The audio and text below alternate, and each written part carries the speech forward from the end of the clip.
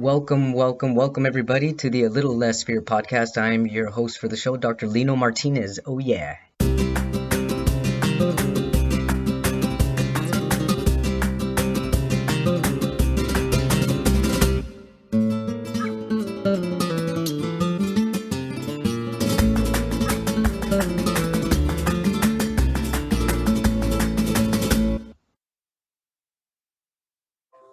Welcome back, everybody, to A Little Less Fear podcast. Today, I'd like to introduce Victoria Shaw.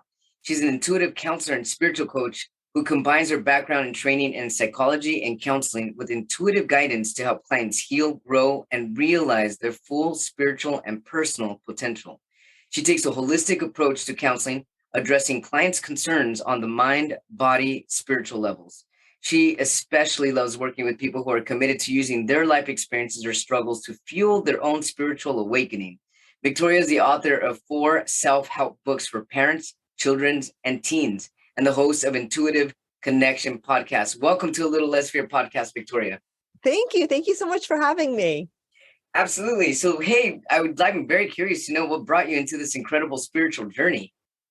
Yeah, well, I look back at my life now and I realized that I was always a deeply spiritual person, but I was a deeply spiritual person that didn't kind of know what it was called. And I had no kind of religious or spiritual upbringing. I was raised by parents that sort of thought, at least one of my parents, that sort of thought if someone was like religious or spiritual, that they were like stupid or weird. God bless them. So I didn't really have that perspective. But I always felt a deep connection to nature. I always had a really, really strong imaginary life and creative life. And I always felt guided by something bigger than me, by like a bigger purpose. I just didn't know that was called spirit. And I also was always highly intuitive, and I would just know things. I just knew things, that were beyond my years. And I didn't really know how I knew them. And I didn't really think it was anything special other than that I would often be rewarded for it. But again, I didn't know what it was. I didn't know what it was called, but it was always there for me. And as I continued my life journey, I came from a family that really valued intellectual ability. And I was a high achiever, so I did really well in school, and I pursued what at that time was my passion, was psychology. And I was fascinated by the brain and the mind and how we understand the world. And I went all the way to pursue a PhD in cognitive psychology, and from an Ivy League institution, no less. And it was when I got to the end of that journey that I realized that something really essential was missing. Something essential was missing, and my passion was gone. And I had come as far as I could go in that field. It was the kind of field that if you're going to do something like that, it needs to be a passion project, because, it's a lot of work for not a lot of monetary reward. And you really give your life over to being an academic psychologist at that level. And I realized my passion was gone. And so I took a step back. I had gotten married around the same time, decided to start my family. But I kept hearing, this calling. There's something you're supposed to be doing. There's something you're supposed to be doing. And I didn't know what it was. And I tried different things. I wrote some books, hence the four books that I mentioned in my bio. I tried a bunch of other things, and nothing was sticking. And nothing really felt like that passion project. And then it was in, parenting my kids, and my kids were struggling. And I was struggling as a parent. I wasn't showing up as the parent that I wanted to be. And I was blessed with having a very out-of-the-box pediatrician who was open to all these weird things like acupuncture and energy healing and cranial sacral therapy and all of these things that were like totally out of the box for me, because I was, a pretty left-brained, Ivy League educated girl. But I kept finding my way to these modalities and these people that, started to talk about words like intuition, and it was helping tremendously. And the other thing that was going on was that all these people kept saying, Victoria, you're so intuitive. You're so intuitive. You need to do something with this. And, I don't know when that light bulb moment was, but at some moment it all came together. And I was like, oh, like I found my passion and calling. I'm supposed to activate and reconnect with my intuition. And the moment I made that decision to do that, everything about my life changed. and it changed rapidly and it changed positively, and it continues. I continue to grow and change ever since. And now I follow my intuition first and foremost. It's my way of life, and it's the best way to be, and what I'm committed to helping other people do as well. Victoria, I find our alignment just in uncanny. It's really interesting. I also have my doctorate in clinical psychology, and I felt that it was missing there was something missing, and I wasn't feeling passionate. If anything, it was actually depressing me. Yeah. And I mean, I worked as a therapist for 5 years at a private rehab, and I felt drained every time. It was like, I felt like I wasn't making a difference until now that I've in spiritual alignment with my higher self. I mean, obviously podcasting and writing is not psychology, but I'm loving it. Do you feel this love and passion now that you're in tune and attuned and in alignment with your spiritual potential? Absolutely. And the more I feel it, the more I do that thing where I feel it. So, I listen to it. That's my GPS. That's part of your intuition, is where you feel excited, where you feel aligned, where you feel alive. Oftentimes we're taught to work first, Right. and quit playing, but actually it's where you have fun and you find the joy where your soul really wants most to express itself. So 1,000%. And I use that now as part of my guidance system, where I'm excited, where things are flowing, where I'm happy. That's where I try to spend most of my time. And where is that time? How do you express your joy and your happiness? Well, I'm a podcaster like you, and I love it. I love being interviewed too. I love sharing and teaching. I do a lot of teaching too. And I work with clients one-on-one, which is a joy for me. My journey is a little bit different than yours because I wasn't trained as a clinical psychologist. And I came from a family that, second to religion, I think, being a therapist, that was probably like the number 2 no-no in the culture of my family. So I think if I come to my parents, at 15 and say, "Hi, I want to be a counselor or a psychologist or whatever," that would not have gone over well. And I was still pretty influenced by them, probably for the first 25 to 30 years of my life, as many people are, before you realize that, your upbringing and what those values are they're not necessarily the key to your own passion. But I did learn that lesson eventually. But anyway, so I pursued research psychology, which was very different. It was always in the back of my mind. Maybe I should be a clinician. And I remember when I was doing my postdoc, I had some students that were in the clinical program I was teaching at Columbia. And I remember sitting in on a class thinking, well, maybe I should go and do a clinical respecialization. And I didn't like the program. It was very Freudian, and that it just didn't resonate with me. But, it was always there. But I actually went back and got my master's of counseling after my intuition opened up. Oh, wow. Yeah. And so I've always been combining these two things. I have a license in Connecticut. Most of my work now is not on my license, but I have that background to draw on. And so for me, stepping into that clinical piece was, also in line with my intuition. So it's a little bit different. And I also think that I chose, and this, this was just my experience. I ended up choosing to get the master's in counseling as opposed to go back to my old friend psychology, which I love. And I'm a big fan of the field of psychology, and I do think it is growing, shifting, and changing.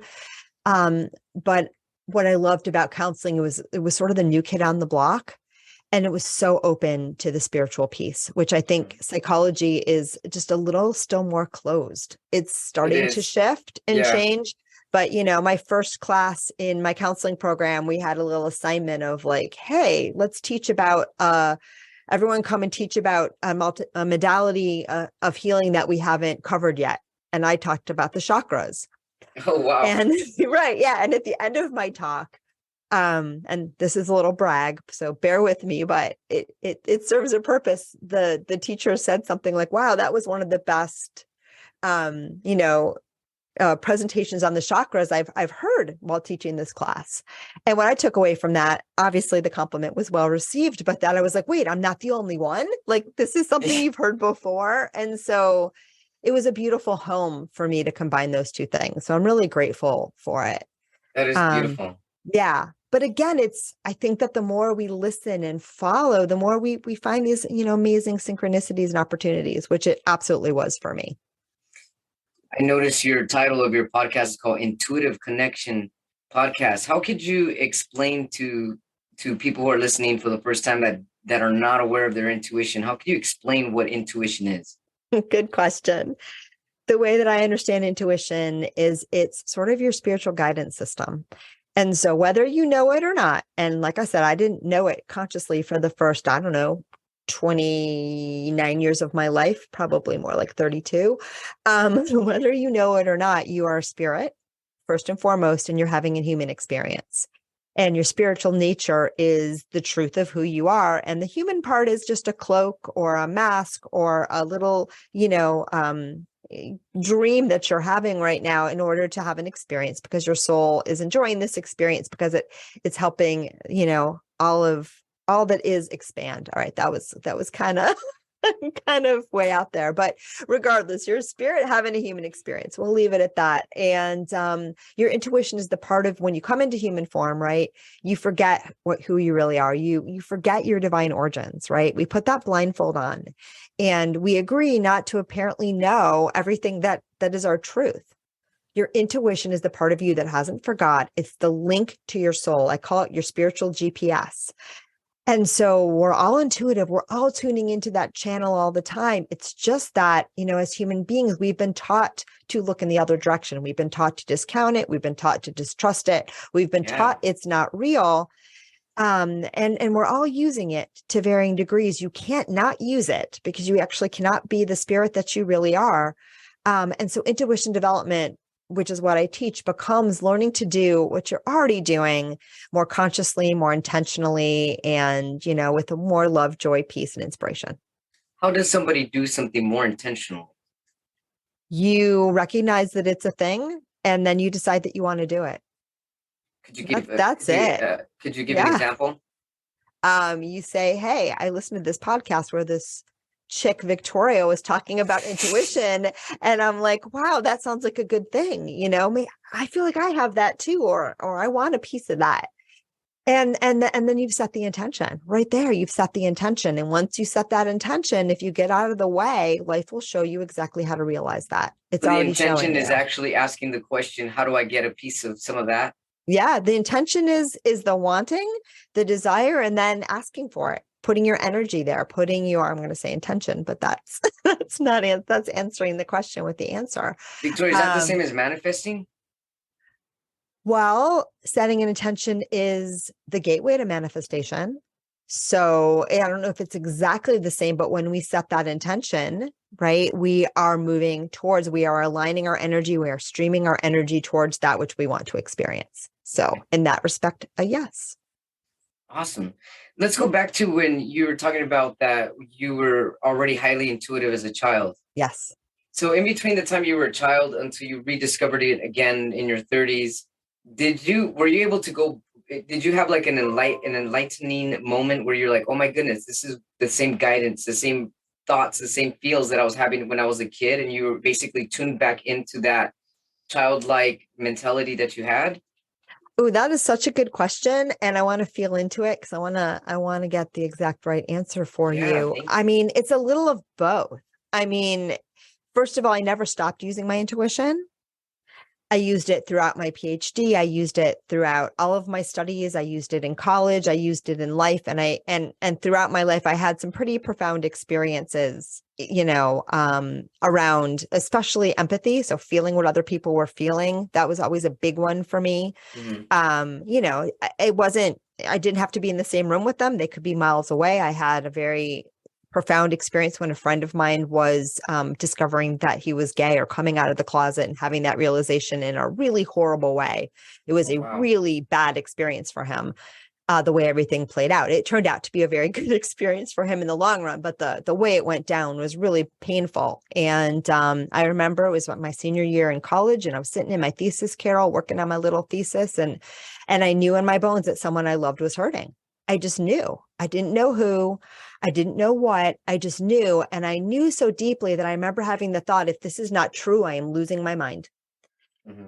And, I ended up calling him and on a whim, and him saying, oh my God, you called at the right moment. I can't, I needed to talk to you right now. Here's what happened. So I had experiences like that. I had another experience where I, experienced a stomach ache, and I thought of my friend and she was going to the emergency room, So I had those kind of experiences, not the funnest ones necessarily, but I think you would call those profound psychic experiences. But I also just always had a knowing. I knew in my life that when anything really good happened to me, it just happened. I never had to do anything. Things would just line up and boom, it would fall in my lap. And that's your guidance. That's knowing that your soul is working for you, even when your mind, is desperately trying to figure things out. I had an innate knowing that the good stuff always just comes if I get out of the way. And so going back to my intuition was, again, yeah, do I have memories of childhood before I really shut down? Sure. Do I remember talking to my spirit guides in my imaginary play? 1,000%. So that kind of stuff, yes. But also for me, awakening my intuition was just noticing what I was doing all the time, and then sort of owning it, knowing what it was called and saying, okay, I'm going to run with this now.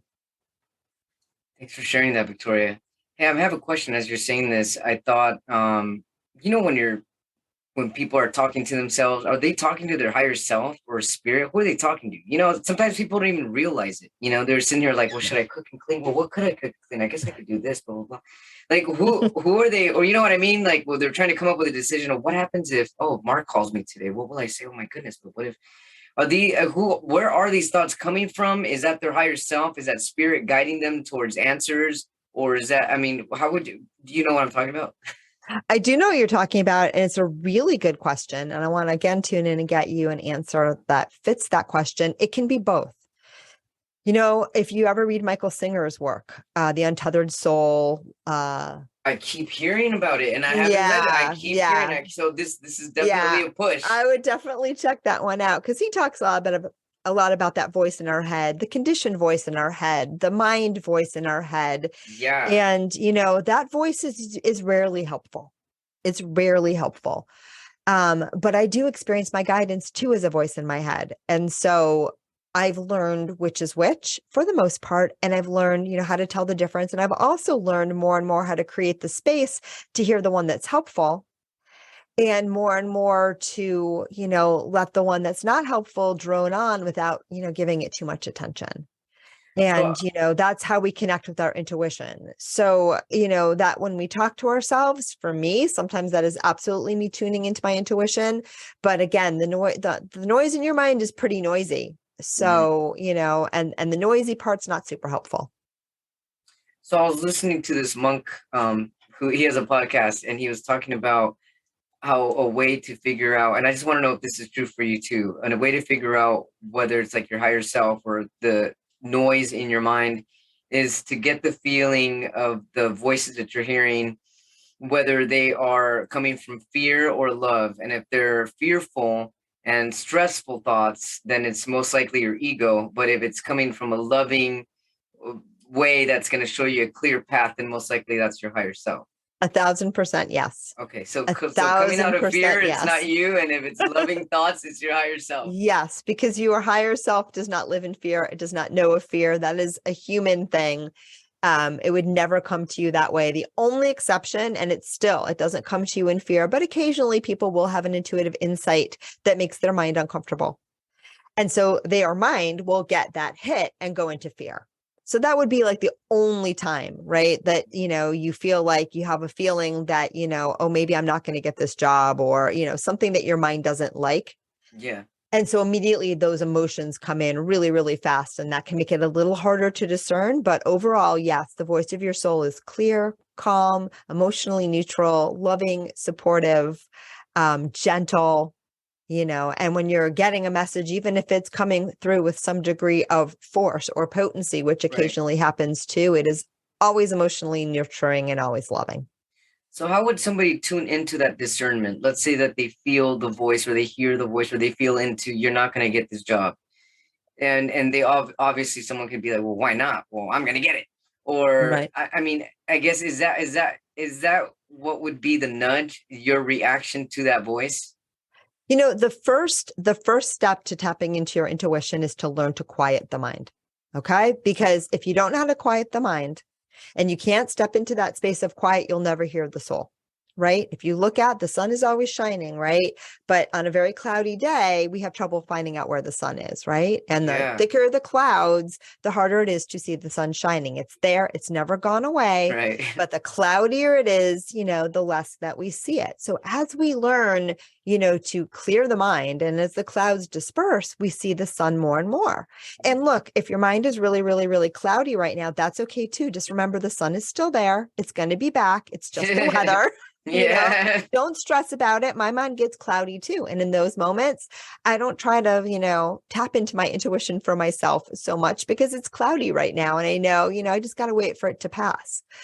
But any practices that you can do that help still your mind so that you can get comfortable and start to know what it feels like in those moments of stillness and expand those moments of stillness and, have more sunny, quote unquote, days, or start to find those breaks in the clouds. That's where you're going to connect with your soul. So the first thing that I always teach people, when connecting with your intuition, be it meditation, be it spending time in nature, doing things, that get you in the flow. For me, it's going for long walks by the beach, whatever it is for you, sometimes even sleeping. Some of us, the only time, our mind stills is when we're asleep. So pay attention to your dreams.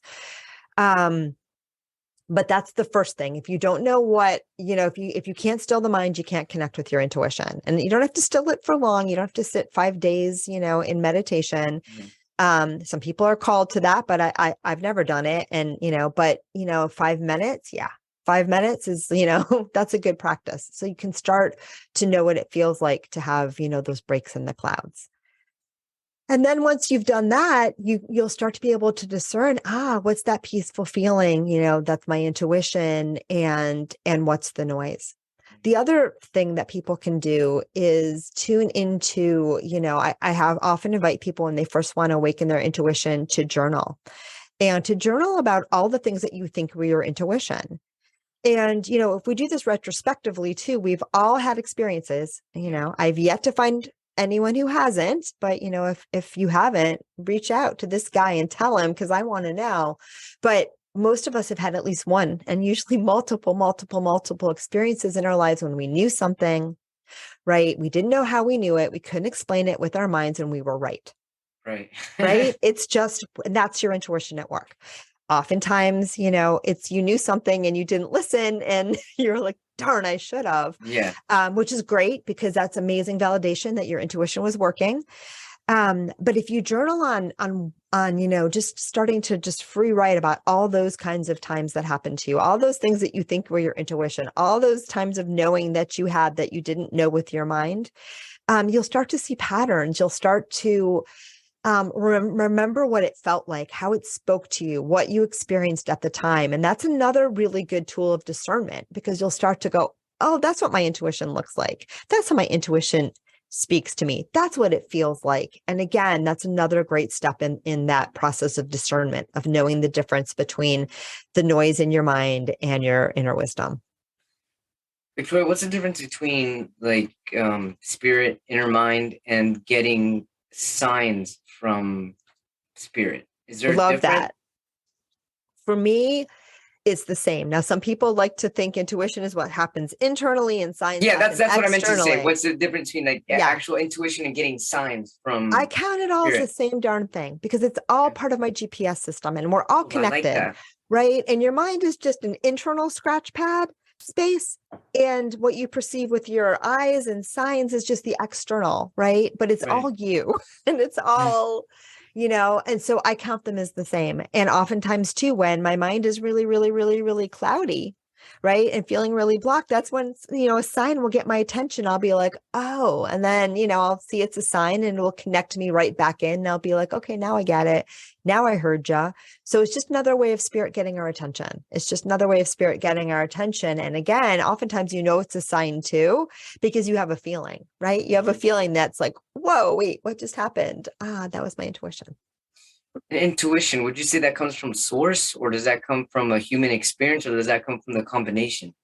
So, all right, let me see if I understand your question. I think that, our highest guidance always comes from source, and source can, source is everything. So, it can be sort of like, if you look at, light going through what do you call that? A spectrum, right? There can be different colors, but it's all coming from one thing, right? So they might Right. look different and we might experience them as different, but at the end of the day, it's all one thing. Okay. Right. And so our intuition, or let's say our highest guidance, can come directly from source. It can come from our higher self, quote unquote. It can come from our spirit guides. On some level, we're all made of one thing, but there are different, there is within this illusion of separation, there are different parts or different expressions of that one thing. Okay. Okay. Intuition too, and this is where it gets tricky when we start talking about like psychic experience, Yes. can also come from the fact that we're all energy beings. Okay. Everything is energy. And we all have this multi-sensory awareness. We all have it. Just, like your higher guidance, we're all tuning into and reading the energy of everything around us all the time. Now, for some of us, it's more front and center. And for other of us, it's more filtered out. But we're all responding to it. We're all experiencing it. We're all influenced by it. And so as we start to open up that multi-sensory awareness, which goes beyond the five senses that we've been taught are real and true and that we should pay attention to. And when we allow ourselves to really tune into the full expression of our sensory and multi-sensory apparatus, we can tune into all sorts of things. We can feel the feelings of others. We can hear other people's thoughts. We can feel the energy of a place. We can feel archetypal energy. I mean, it's freaking endless. Not all of this is going to be synonymous with our highest guidance, right? If I'm reading someone's energy, that's a very different thing than if I'm talking to their highest guidance, their higher self, their spirit guide source. So the apparatus is the same, but we can tune into different channels. And one of the things that I love to teach when I teach intuition development, first and foremost, is tuning into the highest channels and also sort of, knowing where you're tuning into things that aren't serving you or aren't feeling good. Because we can learn to redirect our energy to, the higher bandwidths. And that feels really delightful and more magical than sometimes people tuning into the fear channel, which we can do with our minds, but we can also do that with we're also often doing that with our multisensory awareness as well. Sensory awareness. When you just said that right now, it actually made me think of something. I'm not sure if it's the same thing, but I have a question about this. Sure. So there's times where, and I've recently, when I meditated, I've been putting like a bubble around my energy field. Okay. I'm imagining a bubble protection because I can feel when, let's say my mom's having a bad morning. Yes. Like I'll start to have like my head feels like it's going to explode. I'm like, why is my head feel so full? This is not my energy. Yes. But I, and at some point I have to envision an energy protective bubble around me and that this is only my energy and I'm not feeling anybody's energy and I give them back their energy. And almost instantaneously, my headache will be cleared. Beautiful. But this is taking a lot of practice to come to where I am today. How can people tune in to whether it's their own body giving them a headache or whether it's somebody else's energy that they're okay. Yeah. First of all, ask the question, just like you did. You tune in, you say, is this mine? Is this someone else's? Oh, wow. And, so literally just ask the question. Ask the question. A lot of times you'll get an answer. And then you have to be prepared to say, okay, if it's not mine, please leave. I don't need to be picking this up. As we get more and more comfortable in our own energy and as we raise our own vibration and really get comfortable and aligned with our highest bandwidth, this happens less and less, but it can still happen, and some of it's old habit, right? Yeah. A lot of empaths are people that feel what other people are feeling like it's happening to them. So that's what you're describing. Yeah. I'm an empath, and a lot of souls that are drawn to my work and this kind of work are empaths. And, empaths are often, not always, but often old souls that already have learned the interconnectedness between all things. And they've already learned deep levels of compassion, which makes them falsely believe that it's their job to, heal everybody else by feeling what they're feeling. And nothing could be further from the truth. So if you have that belief system, I invite you to begin to dismantle it now. But otherwise, it's a matter of sort of energetic hygiene, knowing it's a thing, and then starting to make different choices. And also, knowing there might be some habits in place. I still have some habits in place that we want to, gently shift. Right. And so some of us, for example, I've worked with a lot of people that if you've grown up in a very tumultuous, environment, for example, right? Maybe John Holland, who's a famous psychic, uses this example. He says his father was an alcoholic, and when he would drink, he would become violent. So John Holland learned early on to always be taking, his dad's emotional and energetic pulse so that he would know, before dad got home, if he needed to take his brother and hide in the closet. Right. And so, but his energy system then becomes habituated to always needing to know if everyone around him is okay and safe for him, meaning he's always checking in with everyone else's energy in a way that's draining his battery and completely unnecessary. Right. So, we become aware of these patterns, we shift them, we recognize that we're safe in our own energy. And in fact, the more that we tune into our own highest bandwidth, our own highest channel, the more we attract that into our lives. And we don't even have to protect ourselves. We don't even have to worry, because really the best quote unquote protection is just living your light. And when you live your light, you only attract in what serves. And, and recognizing that, it doesn't serve for you to take on other people's pain is good too.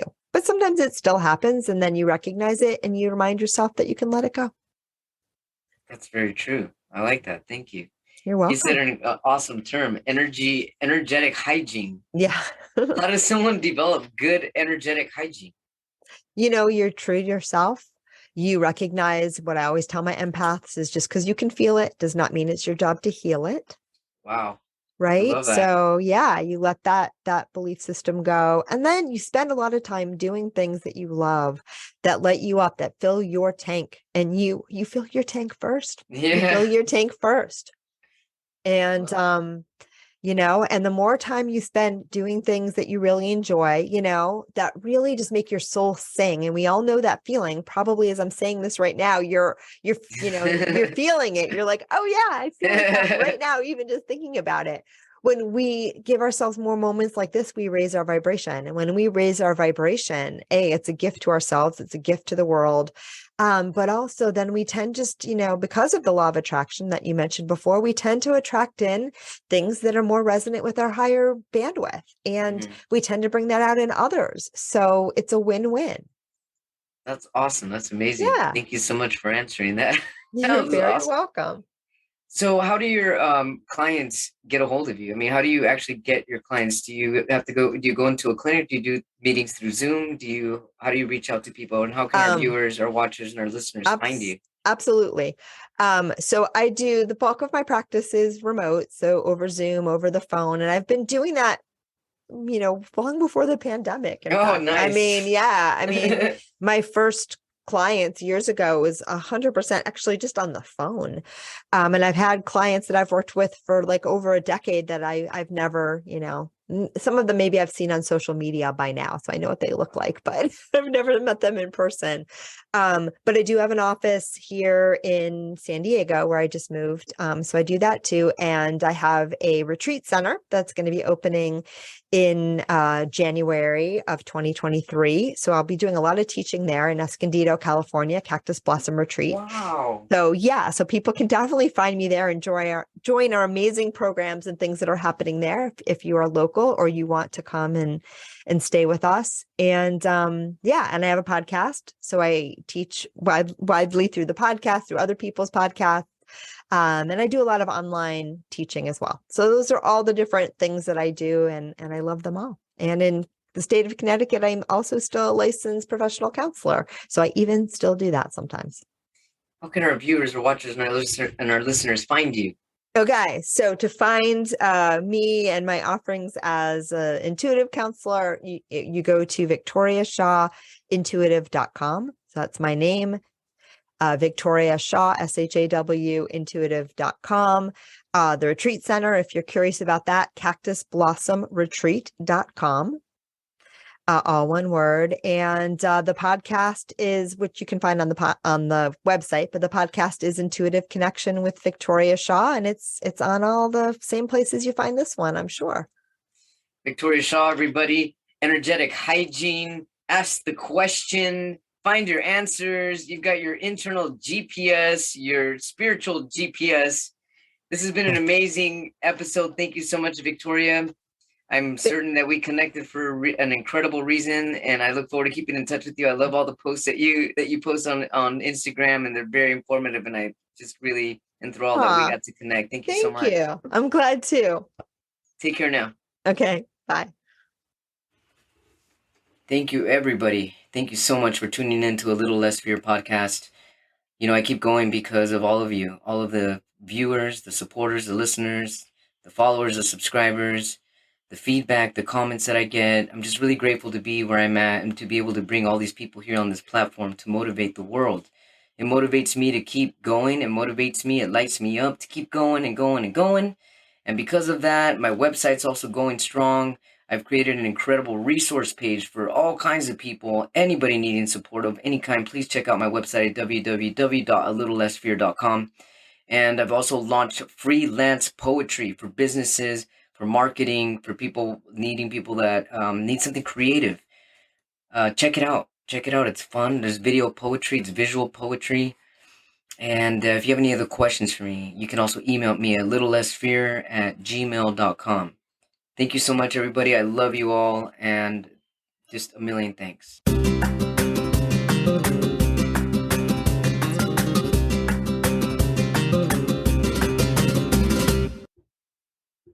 Have you heard the old saying, you must love yourself before you can love anyone else? People often share that saying as the ultimate friendship and relationship advice, but they don't provide any guidance on how to love yourself. And it leaves us feeling either defensive, like it was only our fault that our friendships and relationships failed, or it leaves us with more questions than answers. How do I love myself? What are the steps? Where do I get started? That's why I want to invite you to a 3-day virtual conference, Love Yourself First, How to Develop Supportive Friendships and Meaningful Relationships. The conference takes place February 10th through February 12th, 2023. And at this virtual conference, you'll learn the secrets to loving yourself so that you can create lasting connections that will enrich your life. Tickets are now on sale. If you use my promo code LESSFEARSPECIAL, LESSFEARSPECIAL, on or before Friday, December 16, 2022, you'll receive exclusive access to special hidden tickets. And these tickets are only available with my promo code. If you buy your tickets after December 16th, use the promo code LESSFEAR20, LESSFEAR20. You'll receive a 20% discount. 20% is good, but it's not as amazing as the special hidden ticket prices. So get your tickets sooner rather than later. Also, because we know you'll want to share the love with a friend, if you buy 2 tickets in a single transaction, you'll also receive a 50% discount on the second ticket. If your friendships and relationships are missing the joy, affection, and the genuine conversation that you deeply desire, then you need to get your tickets for the 3-day Love Yourself First conference for February 2023. Reserve your space by going to https://alwaysloveyourselffirst.eventbrite.com. And don't forget to use the promo code LESSFEARSPECIAL. Once again, get your tickets at https://alwaysloveyourselffirst.eventbrite.com and use promo code LESSFEARSPECIAL before December 16th to get your special promo tickets. I will be speaking on the topic of affection. And I can't wait because I love affection and this is going to change your life. I really look forward to meeting all of you and to being of support. Thank you so much.